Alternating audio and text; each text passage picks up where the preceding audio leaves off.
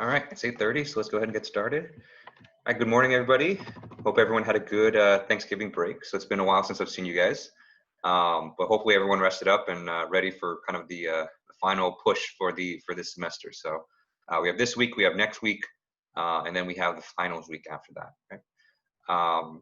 And so just to kind of so because I usually cut off the recording kind of for the first 10-15 minutes that I'm here.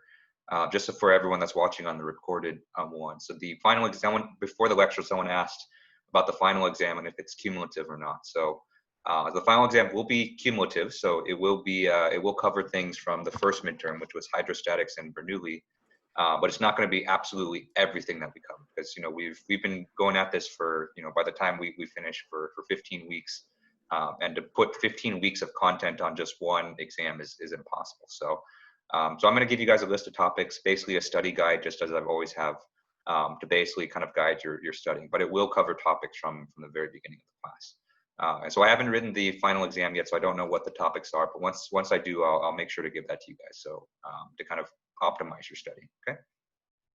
Okay. And so the plan for this week is, we're going to go over kind of the last kind of big topic for fluids, which is external flow. Oh, question in the chat. So will the final also be 24 hours? Yes. Yeah, so final will also be 24 hours. So so same thing. So I don't know when our final exam scheduled time is. I believe it's like 9 a.m. probably on the Wednesday of finals week, either Wednesday or Monday. I'm not sure. But the exam will open at that time, Monday. Okay. Yeah, so the exam will open at 9 a.m. on Monday, and then it'll be due 9 a.m. on Tuesday. And then same thing. So you'll access the exam on Canvas, and everything will be the same. Okay.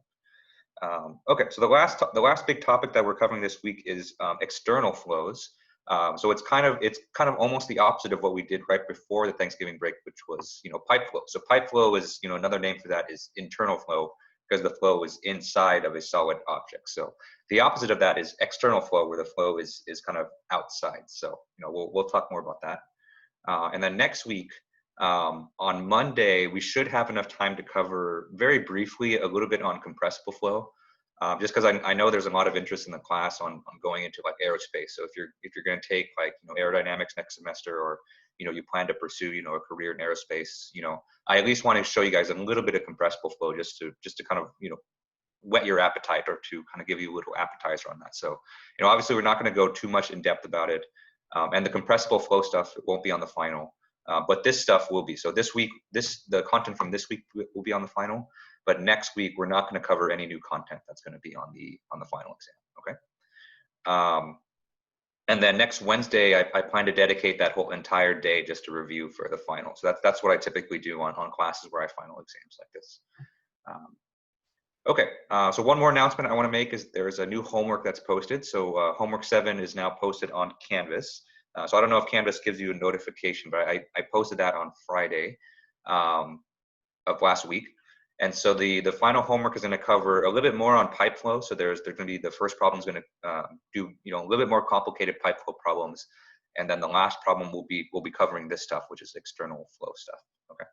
And so we'll be learning about drag coefficients, lift coefficients, and how to use those in actual calculations. Okay. Okay. So besides that, are there any questions I can answer before we get started?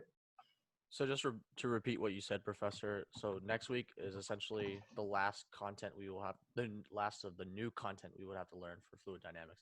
And then the week after that would be review of the entire class. So this week will be the last new content that will be on the final exam. Oh, okay. And then next week, next Monday, we're going to do kind of a topic on compressible flow, but that's mostly just for your interest. That won't be on the final. And then Wednesday, we'll do a review for the final exam. Yeah. Okay. All right. Thank you. Mm-hmm. All right. Okay, so let's go ahead and get started. So the topic for this week is external flow. External flows is kind of the big general name for it, but kind of the more specific name that we're going to go over is, or there's specific case, the case that we're going to look over is flow over immersed bodies. Okay.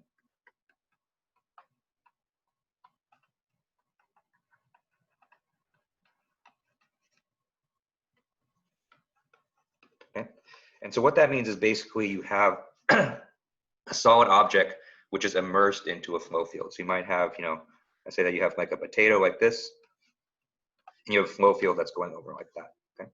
And so this is kind of the general geometry that we're going to be looking at. So this, this potato here I've kind of drawn arbitrarily, but this could be anything like, any object that has flow going over it. So, so some common examples of this would be like airplanes, right? And so airplanes are, relatively small. I mean, to us, they're really big, but compare that to the entire atmosphere, they're relatively small objects flowing through a big field of air. Okay. Another example of this would be fish, right? So if you have a fish that's swimming, in a river and an ocean, you have a big body of water and kind of a small fish, right? Right. Another common example where this is used is in automobiles, actually, right? Or bikes, right? So you can imagine if you're driving your car, you're riding your bike, and you're driving around a road, right? You have the air that's flowing past you. So your car or your bike is a relatively small object in a big flow field. Okay. And one more common application is actually buildings, right? So a building is a big object, but if you compare it to the atmospheric winds that are pushing on it, it's relatively small. Okay? So actually, in another one of my classes, there was an interesting in 401, which is economics and ethics, basically. Some students were looking at a case study where there was a building in Manhattan, actually, where they did not account for the forces from the winds. So they had to kind of do some emergency repairs just to make sure that the building doesn't collapse next time a typhoon hits New York. Okay. So that's kind of what we mean by external flows. So it's kind of just like we mentioned, this is the opposite of internal flows, which is what we did kind of before the Thanksgiving. So we'll see some kind of similar similar terminology. So like we'll be looking at the Reynolds number again, but what you'll see is that the thresholds for the Reynolds number and a little bit in how we define it are a little bit different than how we did internal flows. Right? Okay.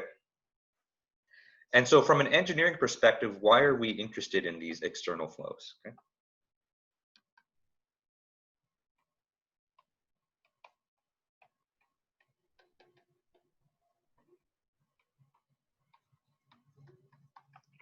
So from an engineering perspective, the thing that we're actually most interested in is the forces that are exerted on these objects.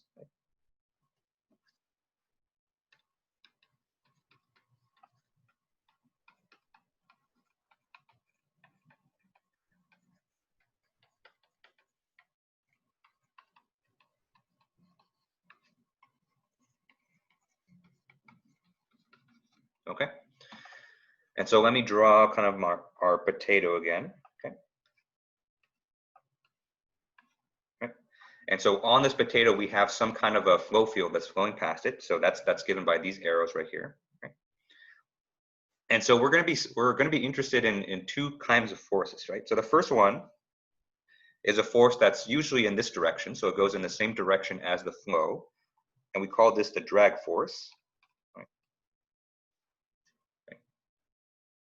And so the drag force, kind of the definition for this is a force that's in the same direction as the flow. Okay.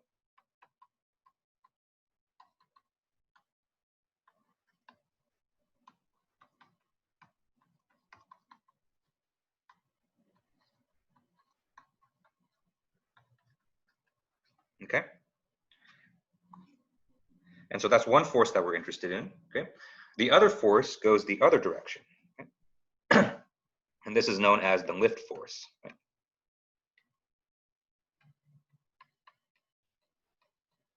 Right? And so normally when we think of lift, we think of a force that kind of lifts, an object off from the ground, right?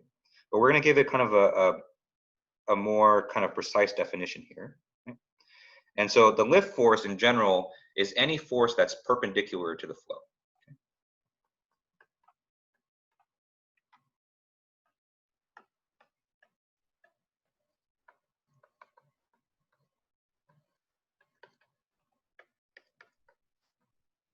Okay. And so a lot of times, this force ends up being kind of a vertical force because, if we think of like an airplane or like a bird, right? And so an airplane or a bird will flow, in the same direction as the flow, but then they have a force that kind of lifts them off the ground, which is perpendicular to it. Okay. And so for most applications, a lift force is something that's going to be vertical, but just keep in mind that lift forces can also be anything that's kind of perpendicular to the flow. Okay. And so if we think back to the last midterm, I asked you guys a conceptual question of, if you took a ball, you threw it in the air and you spun it, right? Then because of that spin, that ball is going to move one direction, right? And so that's actually classified as a lift force because the ball is traveling one direction and the flow is going down, but then there's a force kind of pulling it to the right because of the spin that we applied to it, okay? And so basically any fluid dynamic force that's perpendicular to the flow, we characterize that as a lift force, okay? Okay. And in particular, we're gonna be talking a lot about geometry, okay? And so the drag force and the lift force here, the number one factor that determines these guys is going to be geometry.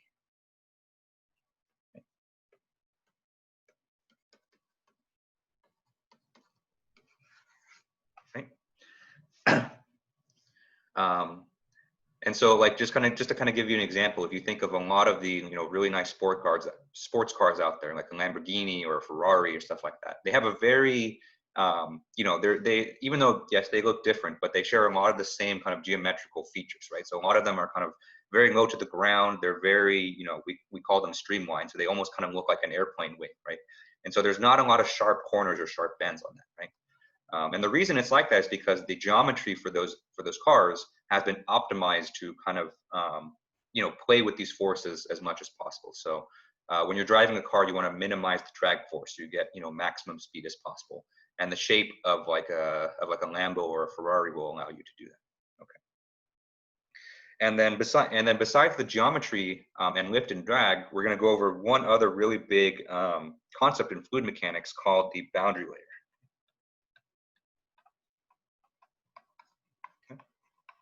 And so in reality, the boundary layer is something that's really, really complicated. And so we're not going to be able to really go over in detail, but I at least want to introduce the concept to you guys and to give you some qualitative understanding of it. Because if you do, plan to pursue fluid mechanics at the next level, either, take a more advanced class like aerodynamics or something like that, or you end up with a career that uses fluid mechanics, the boundary layer becomes really important. But it's unfortunately it's a little bit, there's a little bit too much to it to kind of cover in an introductory fluids class. But I at least want to introduce the idea and to give you some understandings of it. Okay. Okay. So are there any questions on this?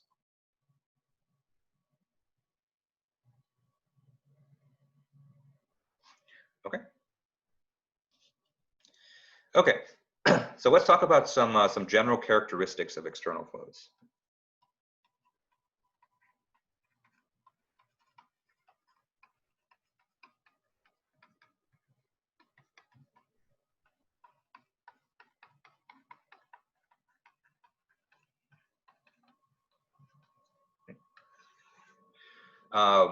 And so first thing I want to say is that, we're going to treat kind of these two situations as kind of the same thing. So the first situation that we'll go over is, the body itself moves through a stationary fluid.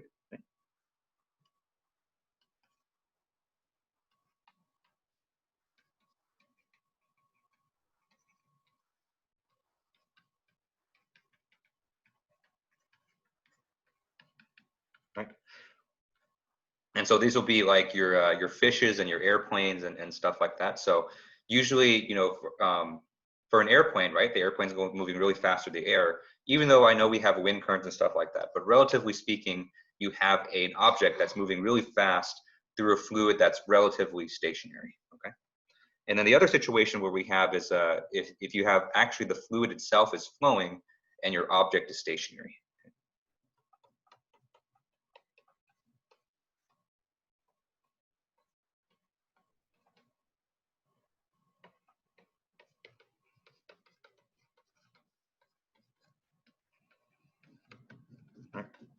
And so think of like a rock that's in a stream, right? So you have water that's kind of flowing past even the rock is stationary.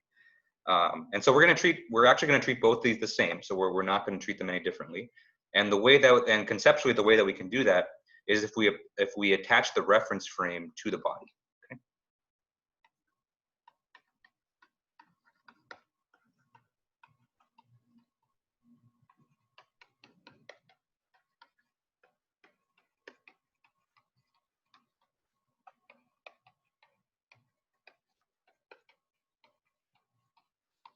Okay.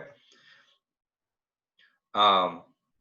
And so if you kind of put your frame of reference on the body, you kind of always get this same situation where you have kind of an object, right? And then you have flow that's coming past it just like that. Okay.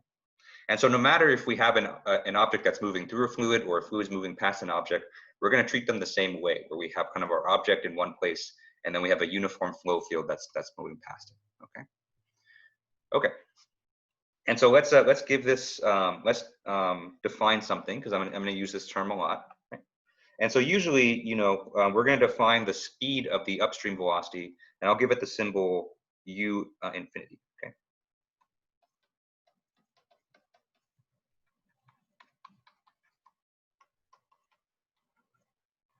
Right. And we're going to assume that our flow field is constant if we move far away from the object. And when I use u infinity right here, that's kind of the velocity of that flow field. Okay. And so the reason I give it the subscript infinity is you can think of infinity to be somewhere really far away. Okay. So really somewhere really far away, we're going to have a constant velocity, and its value is going to be u infinity. Okay. Okay. But of course, around the body, what's going to happen is that the flow field is going to have to bend and go around the object like this, right? And so close to the body, the velocities are going to vary, but far away, we can assume that we have a constant velocity, a constant flow field of u infinity. Okay. Okay. Any questions on this?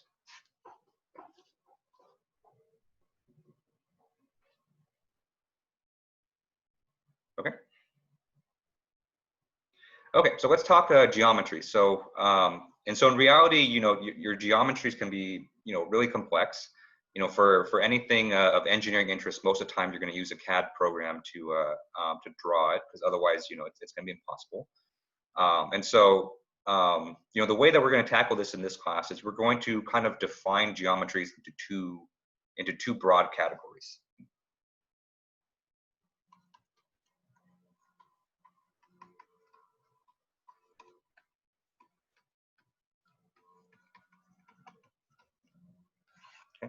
And so the first category that we'll go over is what I call streamlined bodies.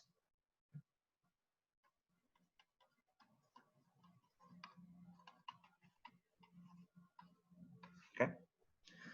And so when I say streamlined, these are bodies where their geometry is shaped to match the streamlines of the flow. Okay.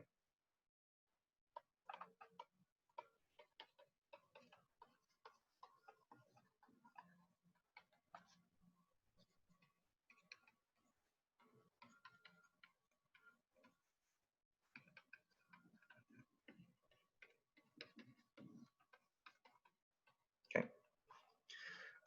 And the reason it does this is that it wants to provide as little flow disturbance as possible.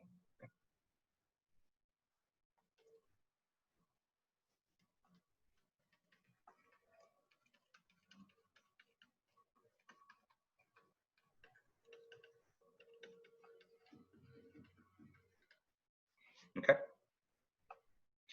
And so streamlined bodies, these are going to be like your airfoils. These are going to be your sports cars. So if you kind of look at all of these kinds of bodies, you can see they all have kind of a very sleek design. So I think at least that's kind of in my mind how I describe it, right? And so if we kind of draw a sports car, like a sports car looks something like this, right? Right.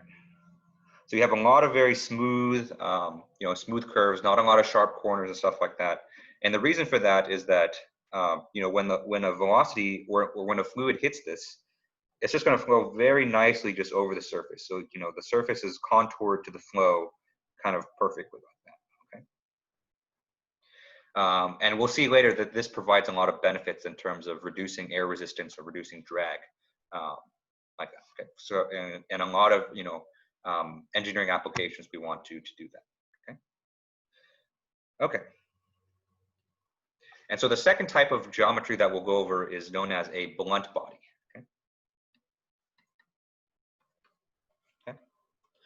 And so blunt bodies are kind of the opposite. So these objects are almost designed to kind of be kind of like a blocker in the flow. Okay.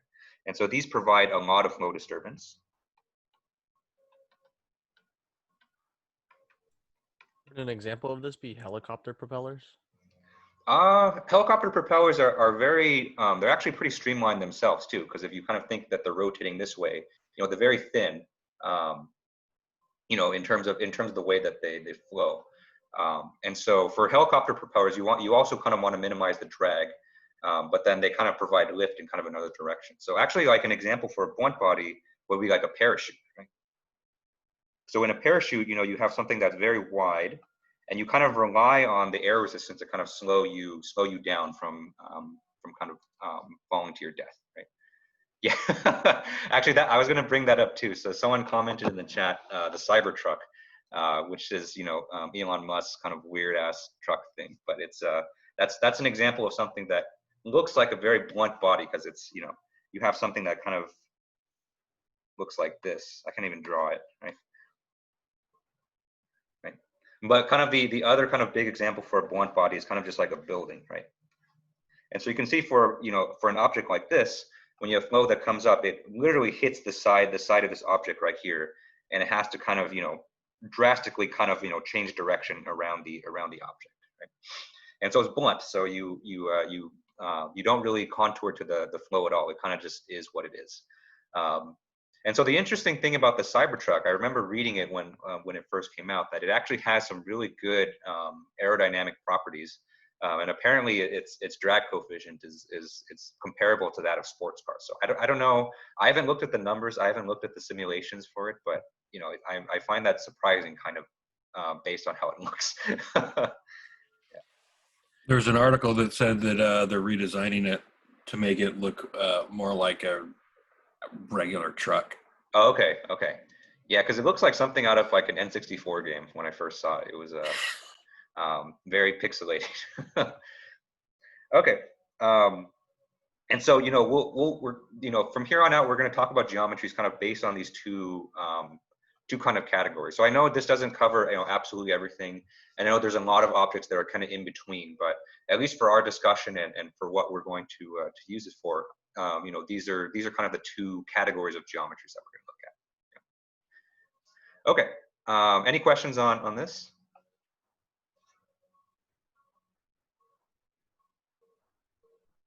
Okay. Okay. So those are the two types of geometries that we're going to go over, and we'll talk about kind of their general flow characteristics. But I also want to talk about some of the two different forces that are generated in these situations.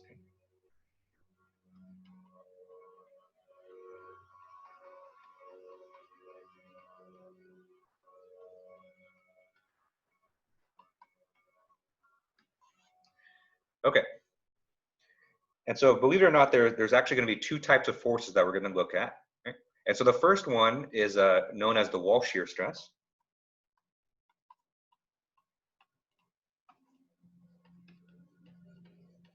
Okay.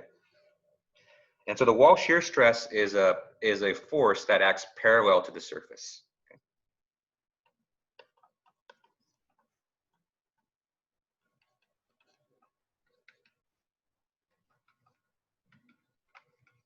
Okay.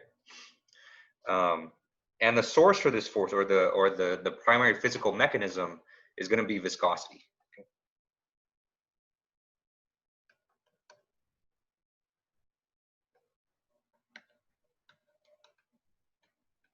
Okay. And so remember, viscosity is kind of like the friction for fluids, right? So if you have fluid that's flowing past the surface, there's going to be some viscous forces that kind of rub against that, right? And so just like just like we've just kind of the analogy that we always have, if you rub your hands together, right, there's a force that kind of acts parallel to your hands, right? And that's the friction force. And it's the same thing for fluids. So when I talk about wall shear stress, I'm talking about kind of the friction force that the fluid imparts onto the surface that acts parallel to it. All right. And then the second category, forces. And so this will bring you back to kind of the very beginning of the semester, talking about cumulative stuff. These are going to be pressure forces.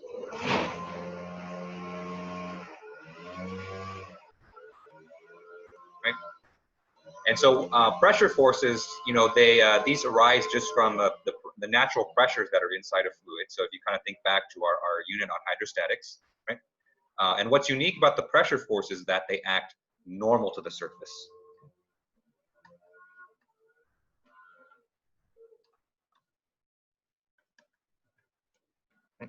So remember when we were doing hydrostatics back in the very beginning of the semester, we had forces that acted normal to it. And that's because of the pressure. Okay. And so we kind of have these two forces that are acting on an object. So let me kind of draw these out for you. And so let's say that we have an object that looks like this. Right? And so for the wall shear stress, we have forces that kind of act parallel to it. So it's probably going to look something like this.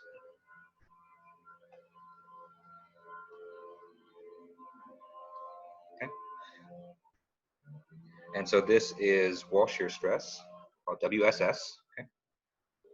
And just like before, we have a flow that's coming this way, right? And so we have a fluid that's hitting this object, and because of viscosity, we have kind of a force that acts parallel to that surface. Literally, the fluid is kind of dragging that surface along with it. So if you kind of took, your hands and put it on a solid object and kind of pushed it that way, that's what you would experience. Okay? And then the way that the other force works, pressure forces. So we'll do pressure forces in purple. Okay. Pressure forces are going to act normal to the surface.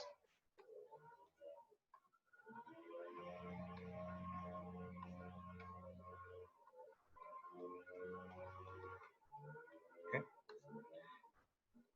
And so when you have an object that's in a flow field, you're going to have both of these types of forces, and they actually kind of have both unique effects on like the drag and the lift. Okay. Any questions on this?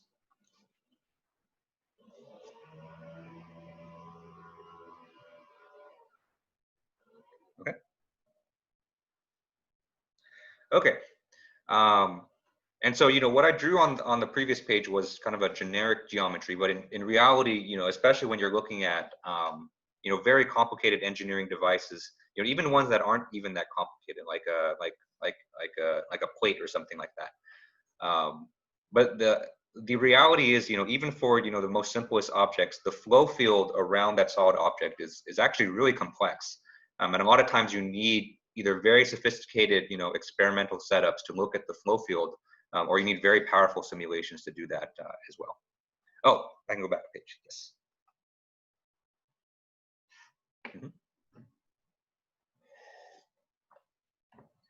Right. And so, because it actually is really complicated to quantify the flow field around these objects, a lot of times it's kind of difficult to use the flow field in calculations. So for at least for this class and actually for a lot of fluid mechanics work, out in the field, we utilize kind of something to help us simplify these. And the way that we simplify these is through coefficients. Okay? And so we're going to have two coefficients that we're going to talk about. So one is called the lift coefficient. The other is the drag coefficient. Okay?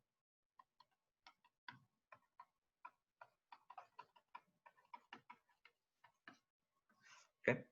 And so the lift coefficient, we'll give it the symbol CL. Okay. And CL is going to equal to FL, where FL here is the lift force. And then we're going to divide this by 1/2 times the density times the free stream velocity, U infinity squared, times an area. Okay. And so usually, for a lot of problems, we're interested in what's up here, which is the lift force. Okay. Okay. And then we have a similar expression for the drag coefficient.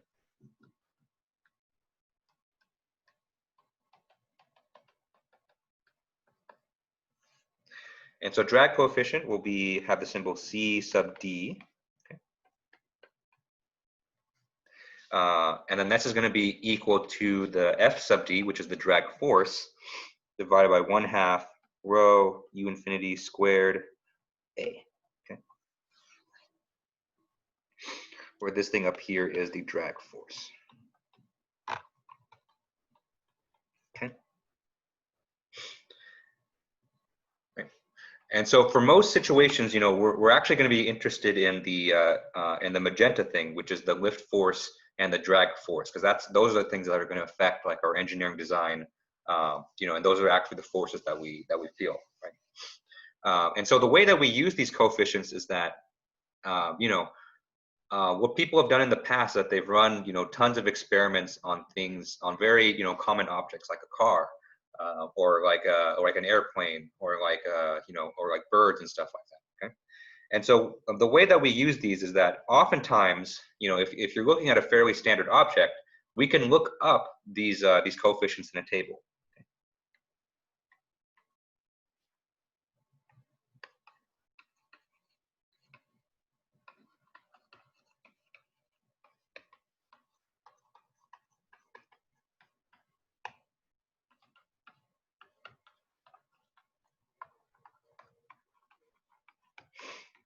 Okay? Right. So earlier, when we were talking about the Cybertruck, what they claim is that the Cybertruck has a very low drag coefficient. So, based on the simulations that they've run and the tests that they've run, it has relatively small drag. Okay. Question. So, what does U infinity represent? Is that rho for both equations? So yes, it's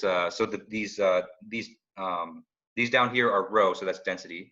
And U infinity, remember, that's the velocity of the free stream flow field. So remember, the way that we characterize this is we have kind of our object here, and then the velocity far away from that object is U infinity.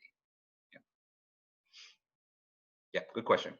And so, when, Cybertruck first came out, they said, their drag coefficient is really low. And so, I think it was, actually, I don't even remember, but let's say that, the Cybertruck had a drag coefficient of 0.1, right? And so the way that you would actually compute the drag force or the air resistance on Cybertruck was you would take 0.1 and then you would multiply it by everything in this denominator here, right? And so say that you're driving the Cybertruck at like 50 miles an hour and you're driving through air. And so what you would do is you would plug in the density of air. You would plug in 50 miles per hour for U infinity. And then for the A, you would plug in, the frontal area for the Cybertruck. Okay, and then based on those numbers and based on the tabulated drag coefficient, you can then find the drag force on the object. Okay, and so for most of the time, if you want to compute or you want to see, what the drag force is going to be or what the lift force is going to be on your object, you would just simply look up the drag coefficient or the lift coefficient on an object that may not be exactly what you're looking at, but is probably going to be pretty similar. And then you plug that into this formula and you use that to find the drag force or the lift coefficient. There we go. Yeah, okay. So Steven says drag coefficient for Cybertruck is 0.3. I knew it was something kind of in that range. Okay. And so, it's lift and drag is actually really interesting because it's, we're not actually going to be, we're not actually going to be looking at the flow field that much and saying, we're going to compute this directly from the flow field. We're going to be relying on a lot of, experiments, a lot of tests that people have done in the past and use those for our calculation. So usually the way that these problems are going to go is that I'm either going to give you like a drag coefficient and lift coefficient, and I'm going to ask you to compute like the drag force, or what I'm going to do is say, we have a velocity that comes here. This object experiences a certain force. Then I want you to compute the drag coefficient or the lift coefficient. Okay, and so if you want to connect this to kind of our discussion on dimensional analysis, drag coefficient and lift coefficient, you can think of it as a non-dimensional number that characterizes the amount of drag on this or the amount of force that's on certain kinds of objects. Okay, and so the higher these coefficients are, the more force that they're going to experience. Okay. Okay. Any questions on this?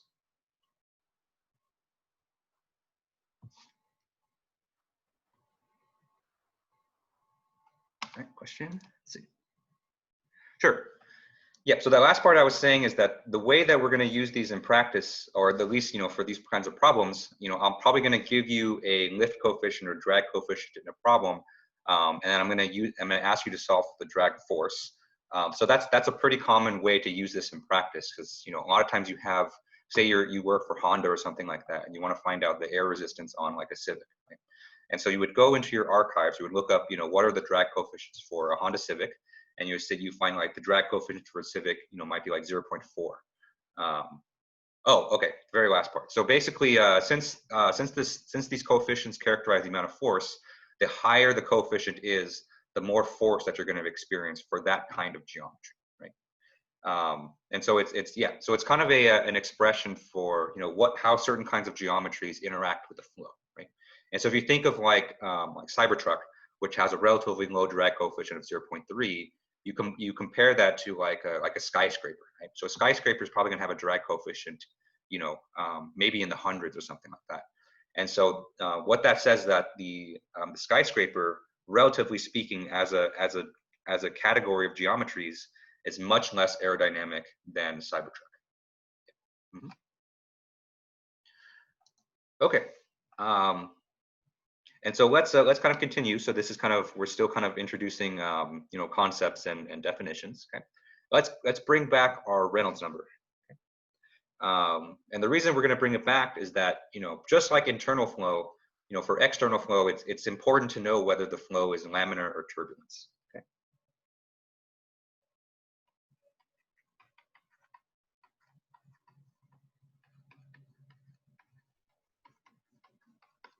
Okay. And so our Reynolds number here takes a very similar form.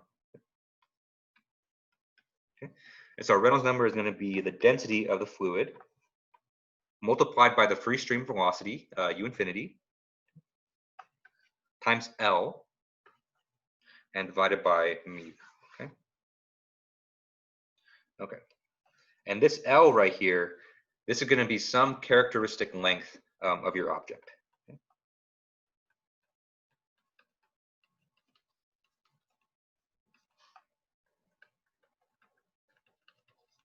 Okay.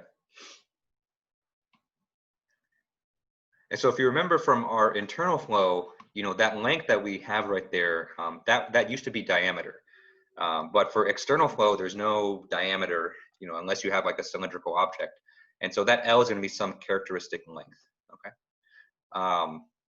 And so a lot of times this length, what you choose it to be, is the length of the object in a streamwise direction.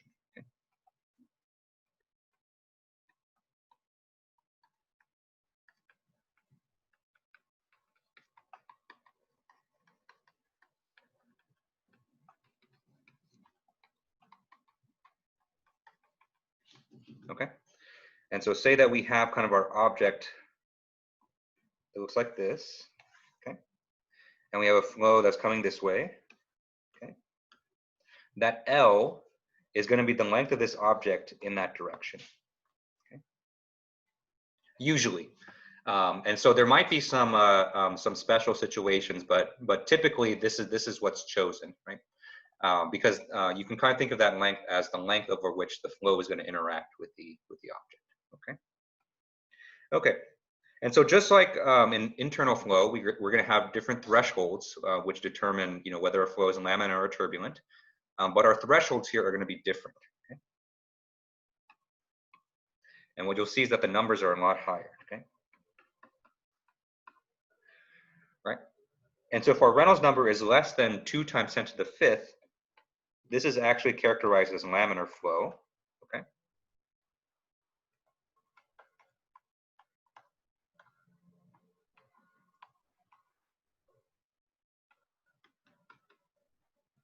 Okay. If your Reynolds number is between 2 times 10 to the 5th and 3 times 10 to the 6th, this is known as transitional.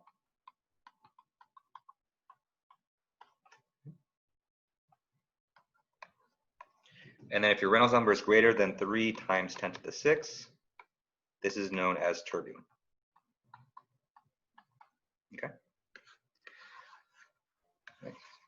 And so you'll notice that these are a lot higher than our thresholds for internal flows. And the reason for that is, is because of the geometry, right? So no longer is our flow kind of constrained, to a pipe or kind of a small area. The flow is kind of free to kind of be whatever it needs to be. So because of that, you need a lot higher Reynolds number in order for it to turn turbulent, just because there's less things that are constraining the flow. Right?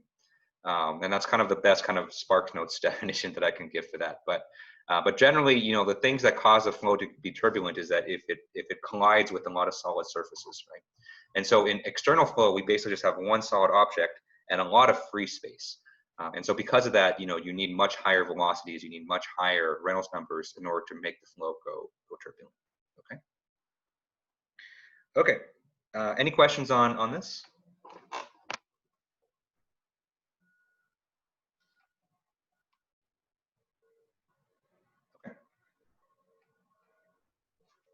Okay. Oh, question? Yes. Yeah. So the question is, these Reynolds numbers are classified for external flow. Yeah. So those Reynolds number thresholds are only for external flow. Right? And so if you're doing it for internal flow or pipe flow, you're going to go back to the thresholds that we did before the Thanksgiving break. Okay. All right. So let's talk about wakes and boundary layers now.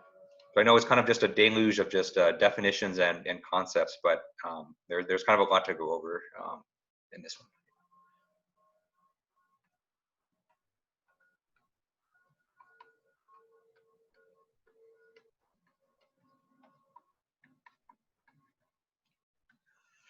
Okay. And so wakes and boundary layers kind of refer to kind of specific flow phenomenon that happen in external flow. Okay. And so the first thing I want to say is that because we have such a wide flow area here compared to internal flow, viscosity is we can actually ignore it in most regions.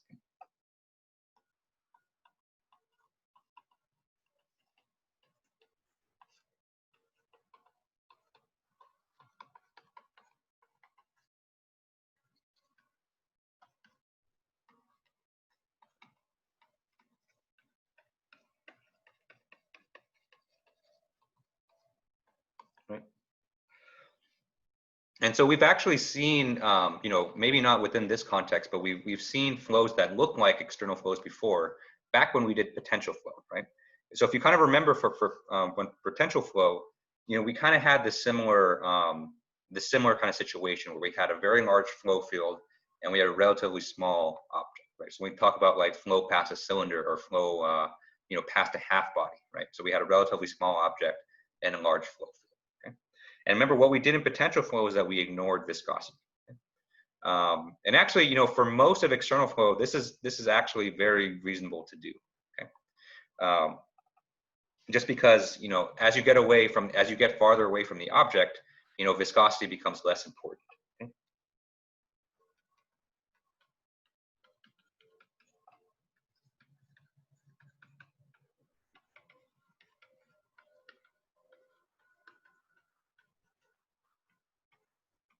Because remember, viscosity, the way that we're thinking about it is like it's friction in a fluid, right? And so friction only has, an effect when you're rubbing against, another solid object. So far away from it, we're just not going to worry about viscosity at all, okay? But that's not to say that viscosity is not important. So viscosity is important in external flows. It's just that it's confined to, certain regions. Okay?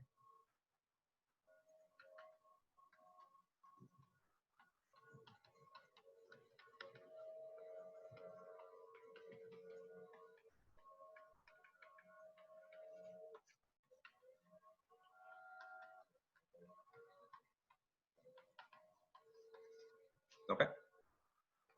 And so the first region that that's confined to is the wake region.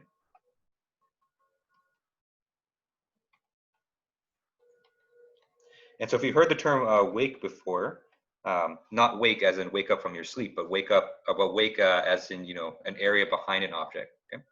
And so the wake region is an area behind the object where the velocity has not recovered to its upstream conditions yet.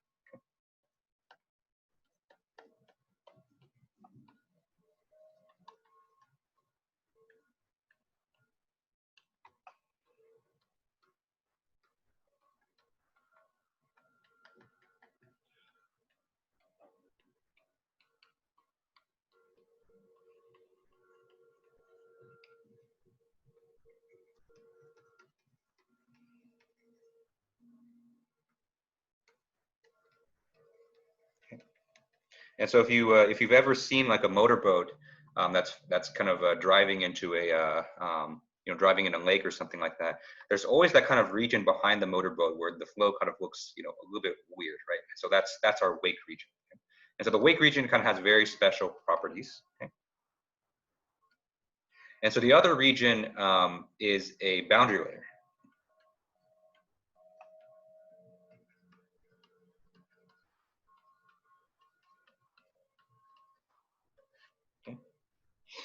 And so boundary layer is a thin region of fluid that's right next to the surface.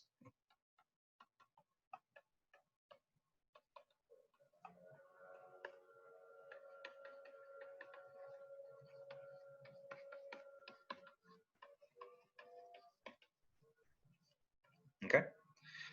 And so schematically, let me kind of draw what it looks like for you. Okay? And so say that we have a circular object that looks like this, and we have flow that comes around it. Okay. Oops. And so typically what's going to happen is that once the flow hits the object, we're going to have the flow field that kind of looks something like this. Okay. And so in the back right here, this is going to be our wake region, right? And so the wake region is just a region behind the flow where the velocities are kind of doing some weird stuff. Right? So if you ever looked at kind of the flow patterns behind a boat, this is what it would look like. Okay? And this region of fluid right here, which is right next to the object, this is going to be our boundary layer. Okay? And the boundary layer is going to be the subject of probably what we're going to talk about for the rest of today. Okay?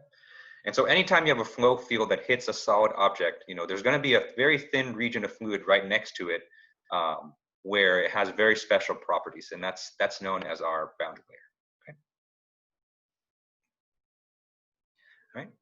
All right. Any questions on this?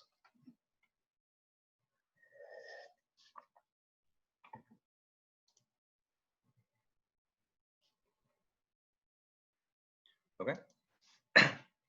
All right. So let's talk about the boundary layer.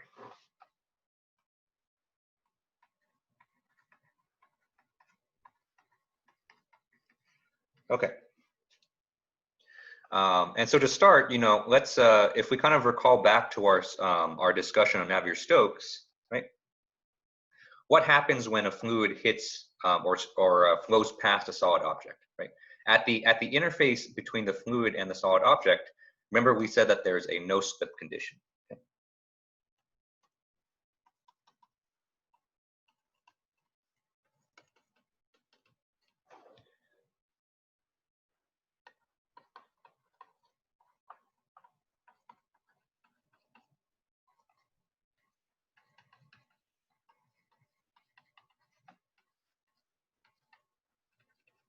Okay. And remember, the reason for that is because the fluid has to match the velocity of that surface, right? And so if the surface is not moving, then the fluid kind of sticks to it, and right next to the surface, the velocity is it matches the surface. Okay. And so this concept right here, this is counter to what we did in potential flow, right?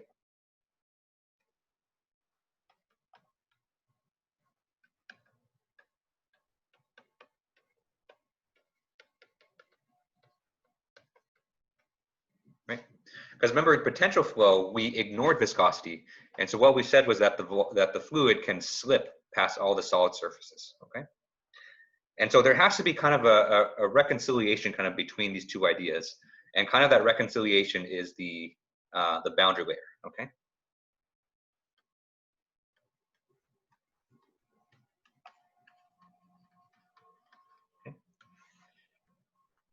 And so there's lots of definitions of boundary layers out there because it's one of the things that's very intensely studied in fluids. Okay, but I like this kind of definition a lot. So when I say boundary layer, you can think of it as kind of a transition zone. Okay.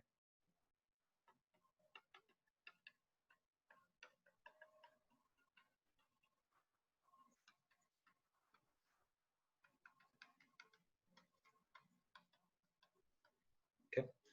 And so what's transitioning in this zone is the velocity of the fluid. Okay. And so because remember, whenever a fluid hits a solid object, it has to stick to it. And so the fluid is going to transition to 0 velocities at the surface. Okay.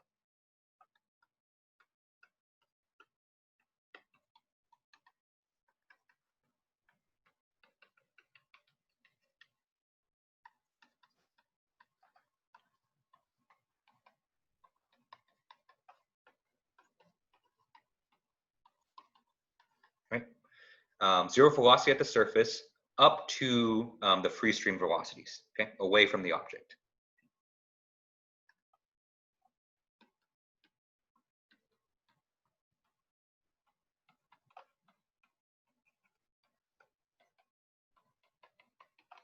Okay, remember our free stream velocity, that's u infinity, okay?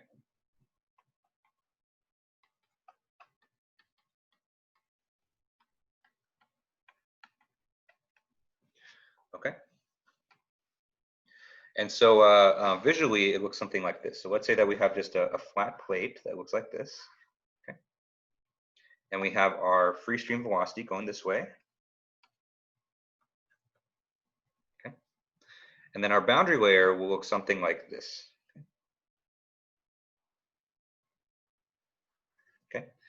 And so inside this region right here, right, we're gonna have 0 velocity at the wall. Okay. And then in the boundary layer, we're gonna transition up to u infinity. Okay. And so a lot of times you're gonna have a velocity profile that looks like this. Okay. And so you basically have velocities that change very rapidly from 0 up to u infinity, where u infinity is often something that's really large. Okay.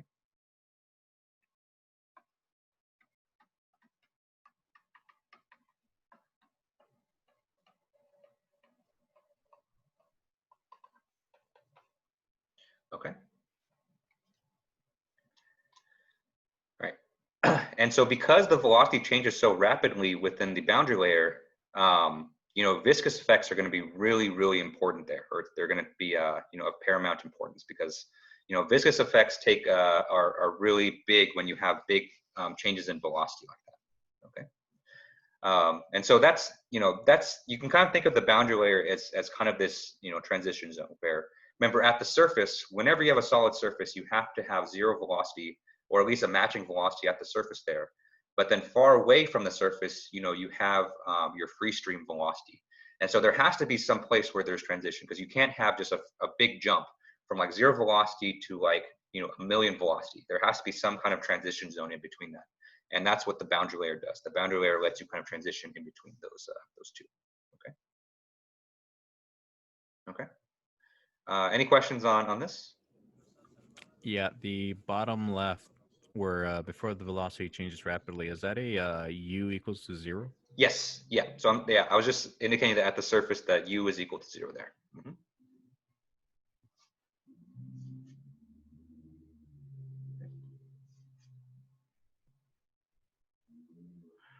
Okay. All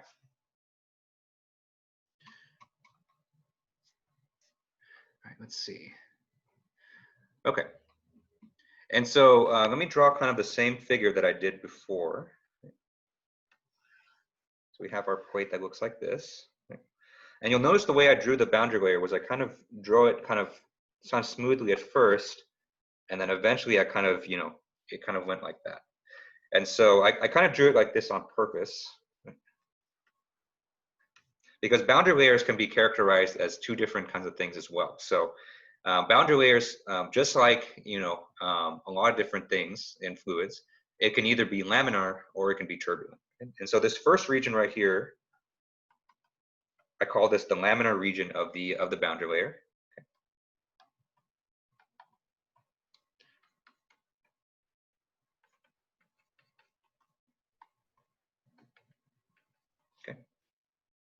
And then on the right here, this is the turbulent region. So if you kind of, draw the streamlines, we know that laminar flow is characterized by really nice orderly flow, right? As we have streamlines that look like this. But in turbulent flow, we have kind of the streamlines can be doing stuff crazy like that, okay? And so just like we did, or just like we always do, the way that we characterize laminar or turbulence is we use our Reynolds number, okay?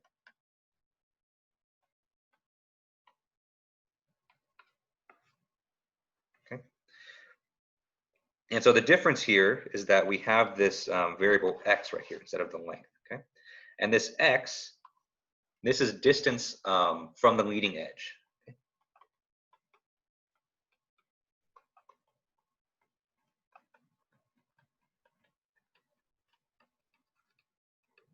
Okay.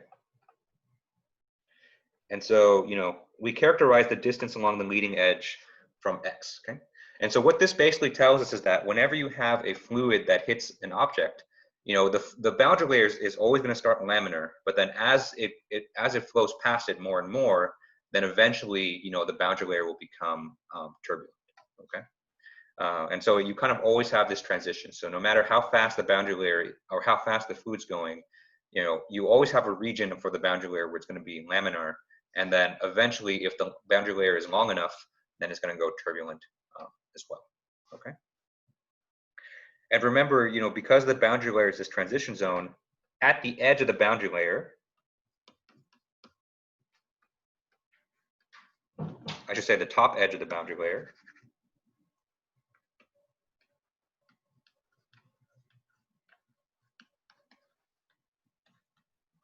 the velocity is going to equal to u infinity.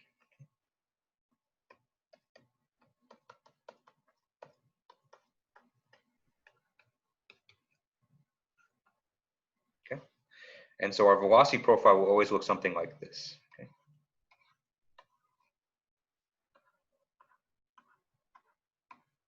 Or at the top right here, we have a velocity of u infinity. Okay.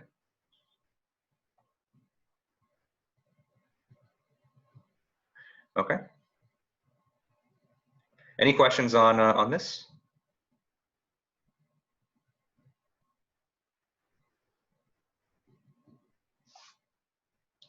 Okay.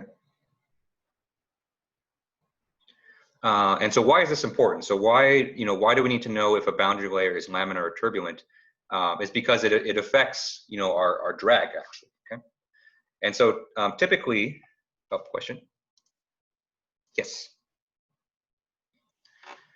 Yeah, so typically, when you compare laminar and turbulent boundary layers, because the turbulent boundary layer has fluid that's kind of doing all these crazy stuff, the viscous drag or the viscous shear stress is going to be higher for turbulent flow rather than laminar flow. Okay. Yep.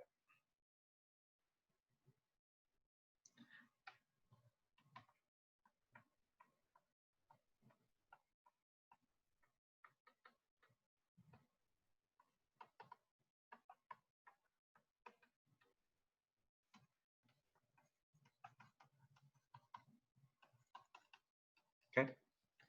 And so this was the same as our pipe flow, right? So remember, for pipe flow, when you have turbulent flow, your friction factor is often going to be much higher than laminar flow. So this is the same thing for external flow, right? And so having turbulent flow basically, heightens, or it basically maximizes the amount of viscous shear stress and the amount of viscous loss that you have in your fluid field, okay? And so conceptually, you can think of this as when you have chaotic flow, you have, lots of fluid particles that are going to collide with the surface. Okay?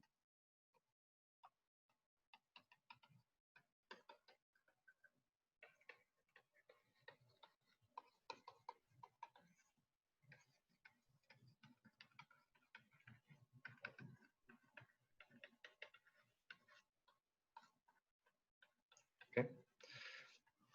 Because it's the opposite of a laminar flow case, where in laminar flow, the flow kind of goes nice and parallel to the body.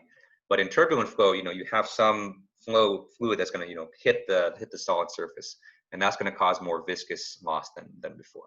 Okay. And so that's kind of one thing I want you guys to remember between laminar and turbulent flow is that turbulent flow kind of maximizes, or it increases the amount of viscous shear stress and viscous shear loss that you get in the flow.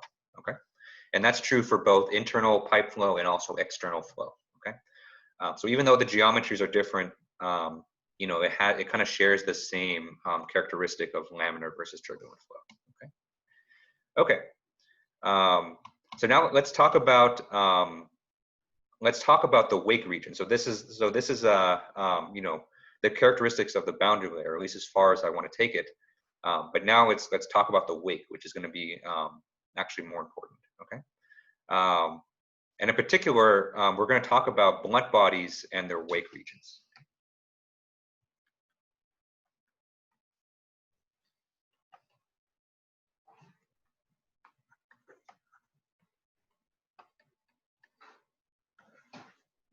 Okay, and so to kind of illustrate this, let me draw kind of a characteristic blunt body, which is just going to be a circle. Okay.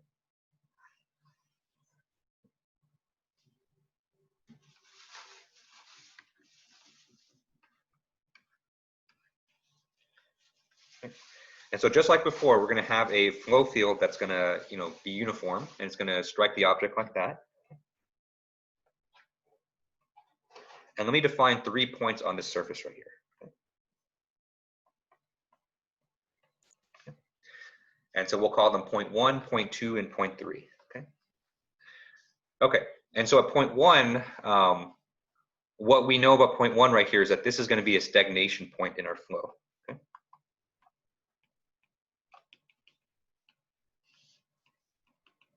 Okay. And then what we know about stagnation points is that the velocity is going to be 0, or the velocity is going to be a minimum, and the pressure is a P with a ponytail. The pressure is going to be maximum up here. Okay. Right.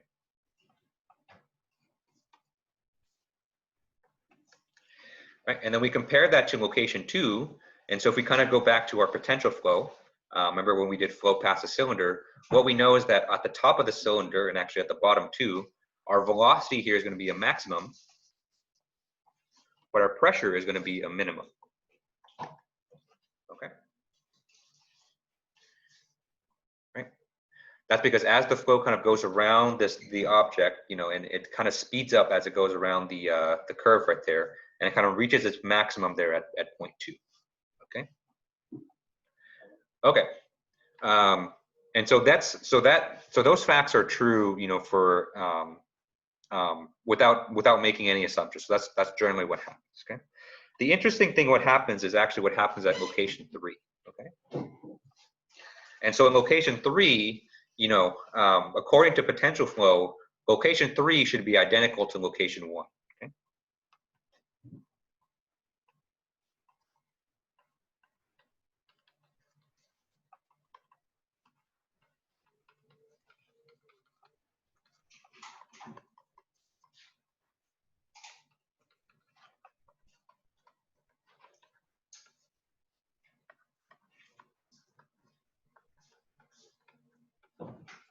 Okay.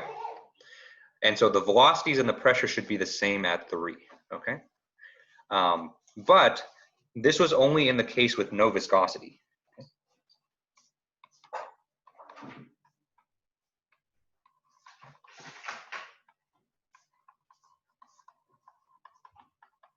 Okay. And so when you introduce viscosity in the flow, you have kind of an interesting thing that happens. And what happens is that a wake region forms. Okay. Yes. Yes. So there's a comment in the chat that said potential flow. When I would say potential flow, am I referring to D'Alembert's paradox? Yeah, this is exactly D'Alembert's paradox right here. Right. So if you think back to potential flow, D'Alembert's paradox says that if you have an object like this in a flow field, then you experience no drag at all. Right. And the reason there was no drag was that location 1, which is at the front side, and location 3, which is on the back side, they have the same pressure, right? And so you don't have any net force that's applied on the object. Okay. But in reality, we know that's not true. So if you stand in a river, or you stand in a hurricane, the flow is going to push you back, right? And the reason it pushes you back is that the flow conditions on your backside are not going to be the same as your flow conditions on the front side. And the reason for that is because a wake region is going to form. Okay. Okay. Any questions on this?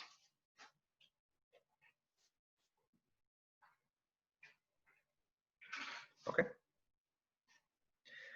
Right. So in reality, this is actually what happens. So let me draw kind of the object right here. Okay. And we have our flow field with our free stream velocity u infinity. Okay. And so in reality, what's going to happen is that the flow is going to come and hit. Right.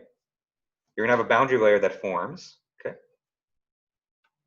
And so the boundary layer is kind of hugging the surface tightly as you go around. Okay. But then as you come along the backside, at a certain point, the boundary layer is going to separate. Okay.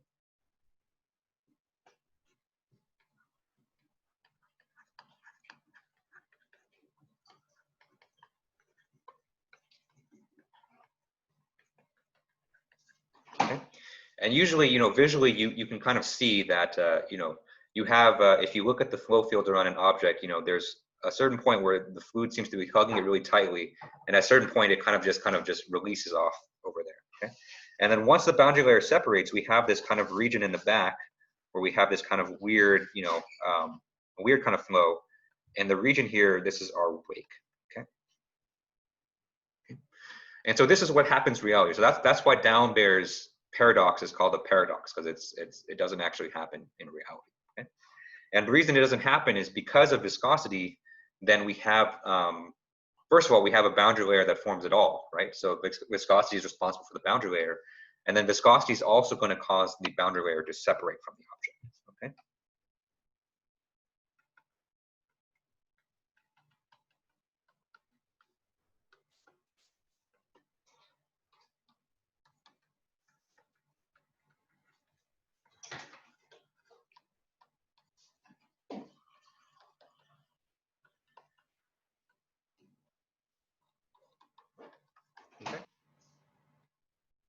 Okay, and so why does boundary layer separation occur? So let me kind of draw our 3 points again.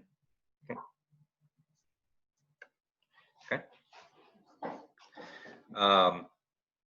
And so, let's first consider the case when the fluid is going from point 1 to point 2. Okay. Okay.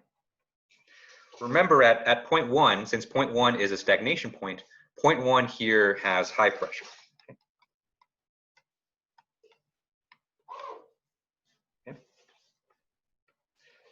And at location 2, since location 2 had the highest velocity, location 2 had a low pressure, okay?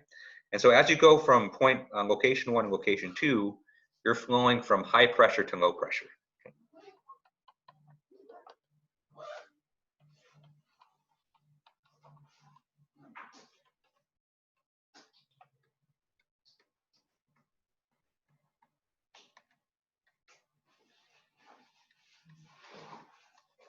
Okay. And so when you go from high pressure to low pressure, this is known as a favorable pressure gradient.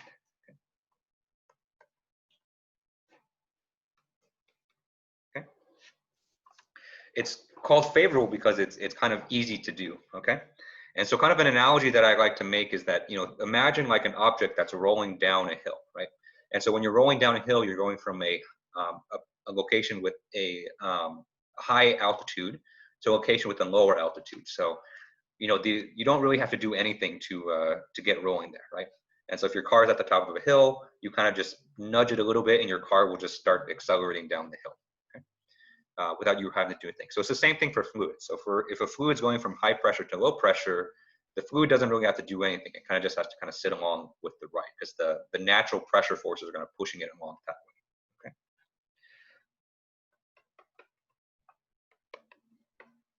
Right. So now let's consider the part where the flow goes from 2 to 3. Okay. And so as it goes from 2 to 3, instead of going from high pressure to low pressure, it's flowing from low pressure to high pressure. Okay.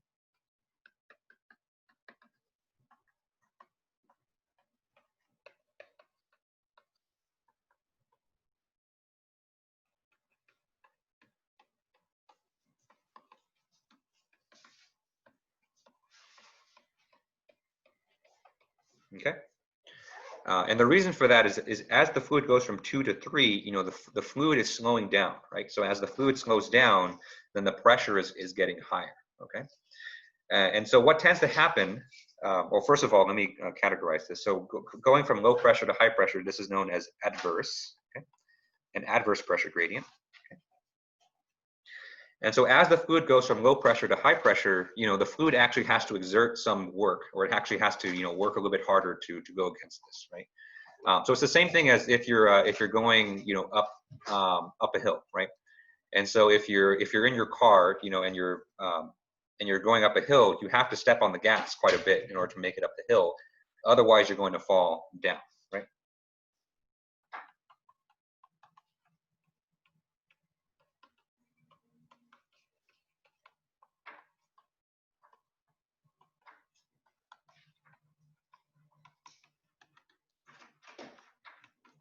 Okay.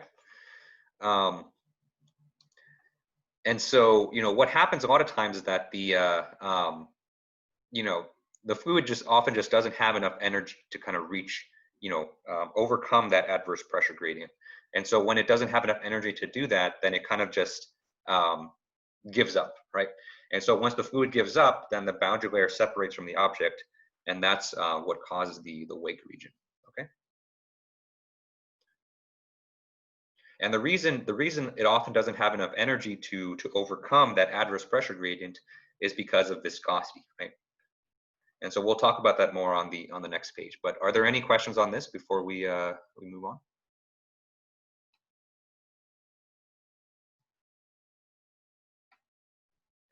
Okay. Okay. And so the reason you know, the fluid can't go against an adverse pressure gradient is because viscosity is always kind of sapping energy away. Okay?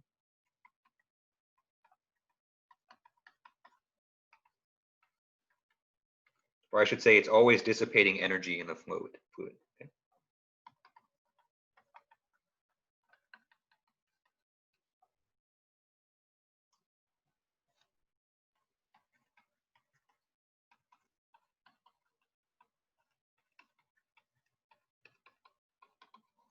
Okay. And so because fluid's always dissipating, or viscosity is always dissipating energy, as it's trying to overcome that adverse pressure gradient, it just doesn't have enough energy, just doesn't have enough juice to kind of overcome all of it. So by the time it tries to reach location 3 on your object, you know, it just kind of separates, it just kind of gives up, okay? And so that's what causes boundary layer separation, okay? And so kind of an analogy to kind of think about this is, say that, you know, say that you have a little valley like this, right? And say that you have your car that's up here. Okay? So let's say that we have Cybertruck or something like that, right? And so to go down the hill, you know, you don't really have to do anything. You just kind of push the car down the hill, right? And so at the bottom of the hill here, your car velocity is maximum.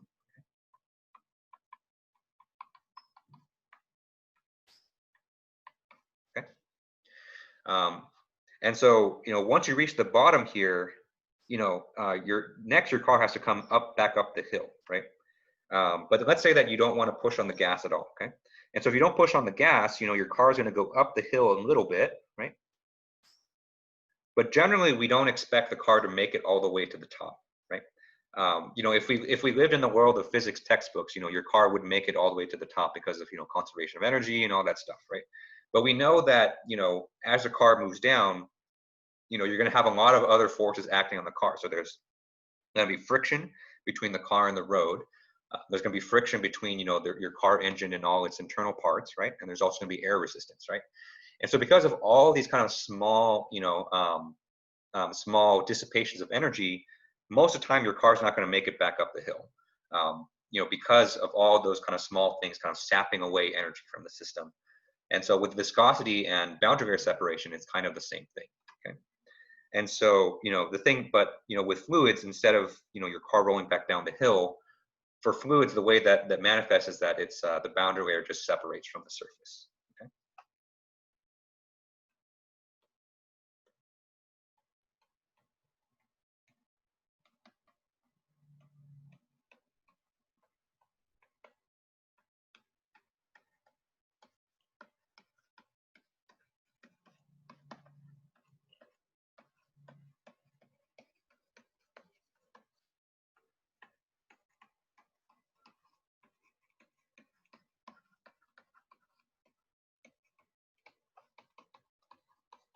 Okay. Right. Any questions on this?